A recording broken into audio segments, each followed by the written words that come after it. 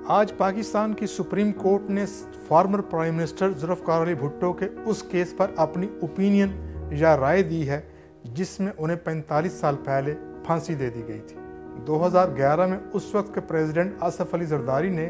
एक presidential reference supreme court में भेजा था जिसमें यह कहा गया था कि जुल्फ़िकार अली भुट्टो के केस से मुतल्लिक जो 5 सवालात पूछे हैं उसके बारे में वो अपनी ओपिनियन दे।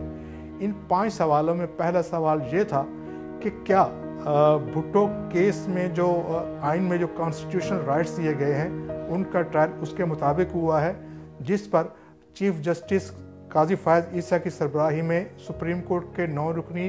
लार्जर बेंच ने अपनी मुत्तफ़िका राय देते हुए ये कहा कि लाहौर हाई कोर्ट और फिर सुप्रीम कोर्ट में इस मुकदमे का जो ट्रायल चला है उसमें जुल्फ़िकार अली भुट्टो को फेयर ट्रायल का मौका नहीं दिया गया। एक सवाल पर सुप्रीम कोर्ट ने अपनी ओपिनियन देते हुए कहा कि वो ना तो इस केस में जो एविडेंस हैं उसको देख सकती है और ना ही इस फैसले को ख़त्म कर सकती है। ताहम सुप्रीम कोर्ट ने अपनी ओपिनियन में ये भी कहा कि जब वो इसकी डिटेल्स में जाएंगे तो फिर वहाँ पर बताएंगे कि भुट्टो केस में कौन कौन से कॉन्स्टिट्यूशनल और लीगल लकूनास थे। इस प्रेसिडेंशियल रेफरेंस में सुप्रीम कोर्ट से इस सवाल पर भी ओपिनियन मांगी गई थी कि क्या जुल्फ़िकार अली भुट्टो के ख़िलाफ़ जो एविडेंस पेश की गई थी और जो गवाह पेश किए गए थे वो उनको सज़ा देने के लिए काफ़ी थे।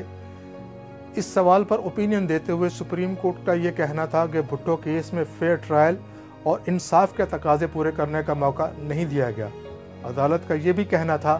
कि अदालतें बहुत सारे केसेस में ये ऑब्जर्वेशन दे चुकी हैं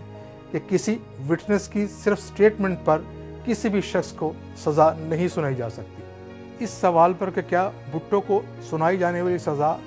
कुरानी अहकामात की रोशनी में दुरुस्त है, इस पॉइंट पर सुप्रीम कोर्ट ने अपनी ओपिनियन देते हुए ये कहा कि चूँकि इस नुक्ते पर उनकी जो असिस्टेंस है वो फराहम नहीं की गई, इसलिए वो ख़ास तौर पर इस पॉइंट पर अपनी ओपिनियन नहीं दे सकते। लीगल एक्सपर्ट्स का कहना है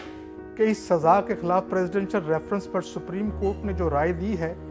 इसका भुट्टो फैमिली को कानूनी तौर पर कोई फ़ायदा नहीं होगा, क्योंकि सुप्रीम कोर्ट ने यह वाज़े कर दिया है कि वो इस फैसले को ख़त्म नहीं कर सकती।